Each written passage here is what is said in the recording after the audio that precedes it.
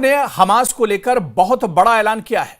Trump से खुली छूट मिलने के बाद इजराइल अब गाजा में वो करने जा रहा है जिसके बारे में किसी ने सोचा भी नहीं था।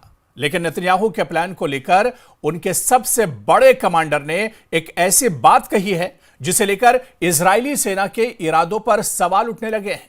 अब सवाल उठ रहा है कि क्या नेतन्याहू की जिद गजा के ताबूत की आखिरी कील साबित होगी या फिर यह इजराइल की बर्बादी का बारूद है। यह रिपोर्ट देखिए।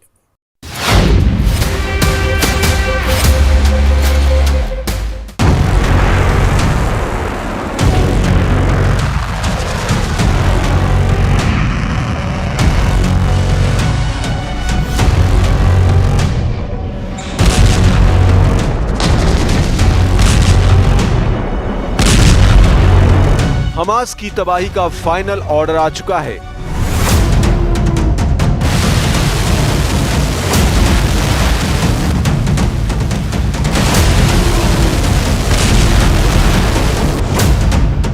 गाजा पर पूरे कब्जे का ऐलान हो चुका है।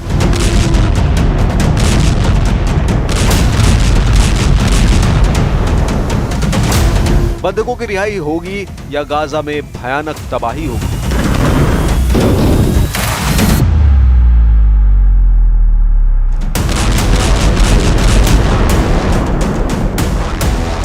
गाजा तहस नहस हो चुका है। तबाही की ये नई तस्वीरें खान यूनुस से आई हैं, जहां इजराइल के हमले के बाद धुएं का भयानक गुबार आसमान को छू रहा है।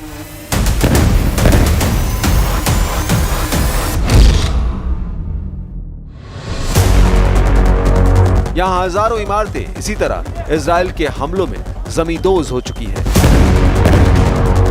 दावा किया जाता है कि यहाँ सिर्फ 10% जमीन ऐसी बची है जहाँ इंसान सुरक्षा के लिहाज से अपना सिर छुपा सकता है।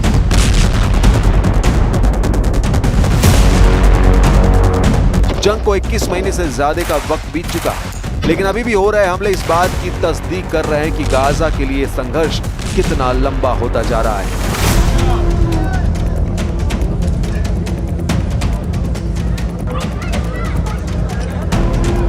लेकिन इस लंबे युद्ध का अंत कब और कैसे होगा, इसका कोई जवाब न तो नेतन्याहू के पास है और न इनकी वॉर कैबिनेट के पास। इसी बिखरी हुई रणनीति से परेशान होकर इजराइल के chief of staff general Eyal Zamir ने अब मंत्रियों से सीधा सवाल पूछा है, बताइए हम क्या करना चाहते हैं। ये सवाल सिर्फ एक सामान्य सवाल नहीं है, ये उस बेचैनी का इजहार है जो गाजा में हो रहे धमाकों के बीच अब सेना के भीतर भी पनपने लगी है। क्योंकि सैन्य कार्रवाई के लिए साफ मकसद का होना बेहद जरूरी है, नहीं तो ये लड़ाई सिर्फ समय और जिंदगियों को छीन रही है। जनरल जमीर की नाराजगी एक संकेत है कि सेना अब राजनीतिक नेतृत्व से साफ निर्देश चाहती है। लेकिन नेतन्याहू अभी भी पुराने भाषणों और एक ही बात को दोहराने में लगे हैं, हम हमास को खत्म कर देंगे। लेकिन कैसे, कब और किन शर्तों पर, इसका कोई ठोस जवाब दूर दूर तक नहीं है।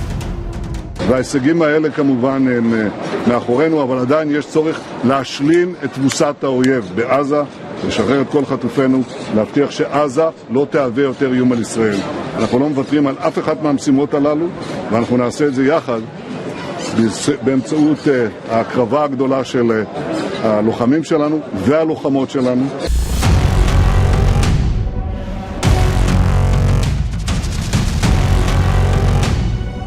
जब से हमास और इस्लामिक जिहाद ने 2 बंधकों के वीडियो जारी किए हैं, इजराइल की आत्मा कांप गई है। उन बंधकों की आंखों में डर, चेहरे पर भूख और आवाज में करुणा थी। वो कह रहे थे, हमें बचा लो। कुछ ही महीनों पहले हमास के कब्जे से आजाद हुए पूर्व बंधक तल शुहाम बताते हैं कि इन बंधकों को किन हालात में रखा गया है।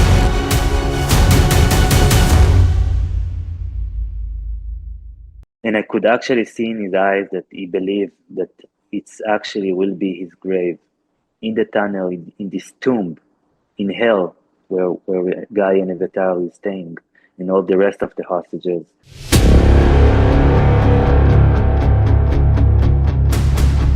इस वीडियो ने पूरे इजराइल को हिला दिया। देश भर में प्रदर्शन हो रहे हैं। बंधकों के परिवार अब नेतन्याहू पर गुस्से में हैं। उनका कहना है, हमारे अपनों की जान बचाइए, चाहे उसके लिए सीज फायर ही क्यों न करना पड़े। लेकिन नेतन्याहू कह रहे हैं कि इन वीडियो ने उनके इरादे को और मजबूत किया है, मतलब हमास के खिलाफ लड़ाई और तेज होगी। फिर भीषण बमबारी होगी, फिर गाजा पर सीरियल स्ट्राइक होगी। लेकिन सवाल यह है कि इस इरादे की कीमत क्या है? अगर बंधक मर गए तो फिर क्या बचा?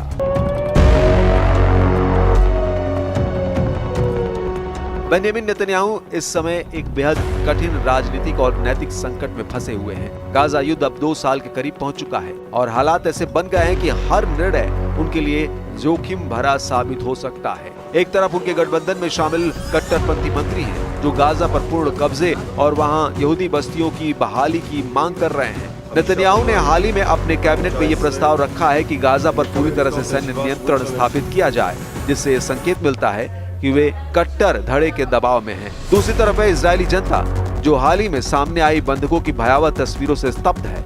इन तस्वीरों में बंधक बेहद कमजोर और कुपोषित दिख रहे हैं, जिससे जनता का गुस्सा और चिंता दोनों बढ़े हैं। बंधकों के परिवारों और आम नागरिकों की मांग है कि सरकार युद्ध विराम की दिशा में कदम उठाए और बंधकों की सुरक्षित वापसी सुनिश्चित करे। तीसरा दबाव है अंतर्राष्ट्रीय समुदाय का, जो अब इस लंबे युद्ध से थक चुका है। संयुक्त राष्ट्र और कई देशों ने गाजा में भुखमरी और मानवीय संकट को लेकर इजराइल की आलोचना की है। रिपोर्ट के अनुसार गाजा में कुपोषण और भुखमरी से मरने वालों की संख्या लगातार बढ़ रही है। अमेरिका, यूरोपीय संघ और अन्य देशों ने नेतन्याहू से युद्ध विराम और मानवीय सहायता की अनुमति देने की अपील की है। इस त्रिकोणीय दबाव के बीच नेतन्याहू की स्थिति बेहद नाजुक हो गई है।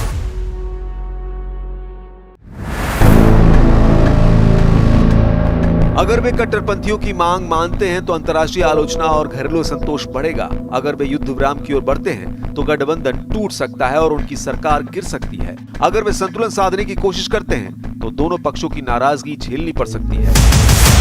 इस समय नेतन्याहू के लिए हर कदम या तो राजनीतिक आत्महत्या साबित हो सकता है या जनता की नाराजगी को और बढ़ा सकता है। उनकी रणनीति अब सिर्फ सैन्य नहीं बल्कि एक जटिल राजनीतिक गणित बन चुकी है, जिसमें उन्हें न केवल अपने पद को बचाना है बल्कि देश की अंतर्राष्ट्रीय छवि और मानवीय जिम्मेदारी को भी संभालना है। गाजा में इजरायली सेना की कार्रवाई अब एक ऐसे मोड़ पर पहुंच गई है जहां हर दिन गोलीबारी, ड्रोन हमले और सुरंगों को ध्वस्त करने जैसे ऑपरेशन तो हो रहे हैं, लेकिन इनके पीछे कोई साफ रणनीति नजर नहीं आती। ऐसा लगता है जैसे हर सुबह एक नया मोर्चा खोल दिया जाता है, लेकिन ये तय नहीं कि इसका अंतिम लक्ष्य क्या है। मई 2025 में ऑपरेशन गिडियन चैरियट के जरिए हमास की पूरी सैन्य और प्रशासनिक संरचना को खत्म करने और बंधकों को छुड़ाने का लक्ष्य तय किया गया था, लेकिन जमीनी हालात बताने लगे हैं कि अब सेना सिर्फ हालात के हिसाब से प्रतिक्रिया दे रही है। गाजा में तैनात कमांडर खुद नहीं समझ पा रहे हैं कि लड़ाई किस मोड़ पर है। सैनिक थकने लगे हैं, जनता बेचैन है और अंतर्राष्ट्रीय दबाव लगातार बढ़ता जा रहा है। लेकिन इन खबरों के बीच टाइम्स ऑफ इजराइल की रिपोर्ट में बहुत बड़ा दावा किया जा रहा है। प्रधानमंत्री बेंजामिन नेतन्याहू ने हाल ही में एक हाई लेवल मीटिंग में अपने सुरक्षा सलाहकारों और सैन्य अधिकारियों से साफ शब्दों में कहा कि गाजा स्ट्रिप पर पूरी तरह कब्जा करने की तैयारी शुरू की जाए। नेतन्याहू का ये रुख इसलिए अहम है क्योंकि इसमें उन्होंने पहली बार खुले तौर पर कहा कि हमास से अब कोई समझौता नहीं होगा। उनका कहना था कि हमने हमास मुक्त गाजा का प्रण लिया है, अब पीछे हटने का सवाल ही नहीं उठता।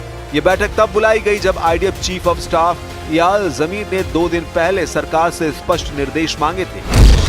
उनका सवाल था अब अगला कदम क्या हो। आईडीएफ लगातार ऑपरेशन चला रही है, लेकिन जमीनी स्थिति उलझी हुई है। ज़मीर ने इस बात को लेकर चेताया कि अगर सैन्य कार्रवाई यूं ही चलती रही तो अंतर्राष्ट्रीय स्तर पर इजराइल की छवि को गंभीर नुकसान होगा। उनका सीधा संकेत था कि अब मशीनरी युद्ध को बंद कर कोई स्पष्ट राजनीतिक दिशा तय की जानी चाहिए। लेकिन नेतन्याहू ने इसका उल्टा रुख लिया। उनका कहना है कि अब समय आ गया है कि हम 41 किलोमीटर लंबी गाजा पट्टी पर स्थायी नियंत्रण की योजना बनाएं। नेतन्याहू के मुताबिक जब तक गाजा पर इजरायली फौजी नियंत्रण नहीं होगा तब तक हमास जैसी आतंकवादी ताकतें फिर सिर उठाती रहेंगी। हिब्रू मीडिया की रिपोर्ट्स के मुताबिक बैठक में ज़मीर ने नेतन्याहू के इस प्रस्ताव का कड़ा विरोध किया। उनका कहना था कि हमास की सैन्य ताकत अब लगभग खत्म हो चुकी है, उसके कमांडर या तो मारे जा चुके हैं या अंडरग्राउंड हो गए हैं। जमीनी हालात ये है कि सैनिक अब थक चुके हैं, लंबा युद्ध खींचने की उनमें सामर्थ्य नहीं है।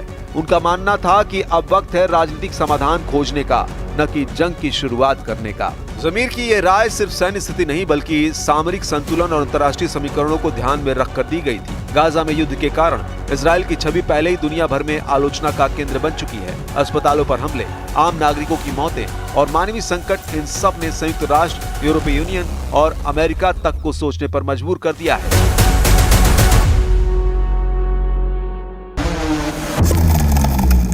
एक तरफ नेतन्याहू है जो राजनीतिक दबाव और अपने वादे को निभाने के लिए एक आक्रामक सैन्य नीति को आगे बढ़ा रहे हैं। वहीं दूसरी ओर सेना का एक वर्ग है जो मानता है कि अब मिशन कंप्लीट की घोषणा कर आगे बढ़ना चाहिए। ये सिर्फ एक रणनीतिक सवाल नहीं है, ये उस नैतिक, सैन्य और राजनीतिक संकट का आईना है जिसमें इजराइल आज फंसा हुआ है। क्या नेतन्याहू गाजा पर कब्जे की जिद पूरी कर पाएंगे या सेना की थकावट और अंतर्राष्ट्रीय चेतावनियों के बीच उन्हें पीछे हटना पड़ेगा? फिलहाल ये टकराव इजराइल के भीतर एक बड़ी बहस की शुरुआत कर चुका है, वो भी ऐसे वक्त में जब इजराइल के धूर दक्षिणपंथी मंत्री इतमार बेन ग्वीर ने पूर्वी यरूशलेम में अल अक्सा मस्जिद में जाकर प्रार्थना की है, जिस पर दुनिया के बड़े हिस्से, खासतौर से मुस्लिम देशों ने कड़ा ऐतराज जताया है। पाकिस्तान समेत कई देशों ने कहा कि ग्वीर ने अपनी हदों को पार किया है, उन्हें ऐसे कदम उठाने से। वहीं दूसरी ओर सेना का एक वर्ग है जो मानता है कि अब मिशन कंप्लीट की घोषणा कर आगे बढ़ना चाहिए, निंदा करते हुए कहा है कि ये पश्चिम एशिया के सबसे संवेदनशील स्थल की दशकों पुरानी व्यवस्था का उल्लंघन है। ग्वीर पहले भी अल अक्सा जाते रहे हैं और इसके लिए मुस्लिम मुल्क ही नहीं, पश्चिमी देशों की आलोचना का सामना भी उनको करना पड़ा है। נתוני ההסברה של החמאס באים על רקע דבר אחד, הניסיון שלהם ליצור לחץ על מדינת ישראל, ואני אומר דווקא מכאן, מהר הבית, המקום בו הוכחנו שאפשר לעשות ריבונות ומשילות.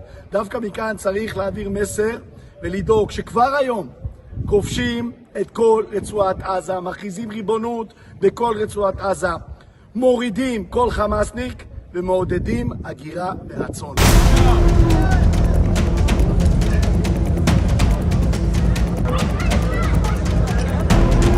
गाजा में अब न मलबा गिनने की फुर्सत है, न लाशें दफनाने की जगह। एक एक ईंट बोल रही है कि इस युद्ध में सिर्फ शहर नहीं, जमीर भी तबाह कर दिए गए। मिसाइलों की आवाज अब इजराइल में भी बेचैनी घोल रही है, क्योंकि सवाल सिर्फ एक है, आखिर हासिल क्या हो रहा है? जब दुश्मन की कमर टूट चुकी है, उसके ठिकाने ध्वस्त हो चुके हैं, तो फिर हर दिन नई बमबारी क्यों? क्यों बचे हुए बंधकों की जान हथेली पर रखी जा रही है? क्यों थके हुए सिपाही मैदान में झोंके जा रहे हैं? क्या इसलिए कि नेतन्याहू को अपना वादा निभाना है, या इसलिए कि दुनिया के सामने एक अडिग नेता की छवि बचानी है? इजराइल की सेना कह रही है अब बहुत हो चुका, अब जरूरत है रणनीति की, ठहराव की, समाधान की। लेकिन नेतन्याहू कह रहे हैं अब गाजा पर स्थायी कब्जे की बारी है, यानी ये युद्ध जल्द खत्म नहीं होगा, ये और बड़ा होने वाला है। बम और बारूद की आंधी और तेज होगी। लेकिन एक देश कब तक सिर्फ ताकत से जीता रह सकता है? एक सरकार कब तक सिर्फ हथियारों से नेतृत्व दिखा सकती है? गाजा की इस युद्ध भूमि पर अब हर कदम इतिहास बन रहा है। एक तरफ नेतन्याहू की जिद, दूसरी ओर सेना की थकान, और बीच में फंसी है वो मासूम जिंदगियां जिन्हें कोई नहीं गिनता।